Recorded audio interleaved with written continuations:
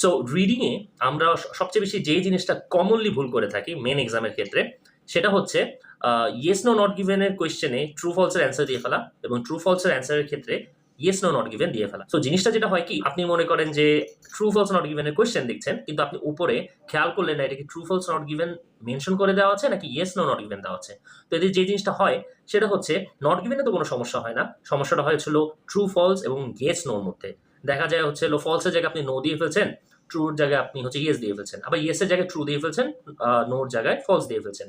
এই জিনিসটার জন্য কিন্তু আমাদের পারা কোয়েশ্চেনটা জিরো হয়ে যেতে পারে। হ্যাঁ, আপনি যে কোয়েশ্চেনটা পারছেন সেটা আপনার জিরো হয়ে যেতে পারে। এবং আরেকটা যে সমস্যাটা করি সেটাও অ্যাভয়েড করতে হবে, সেটা হচ্ছে অনেক সময় আমরা ট্রু কে টি, ফলস কে এফ, ইয়েস কে ওয়াই, নো কে এন লিখি, সেটা করা যাবে না।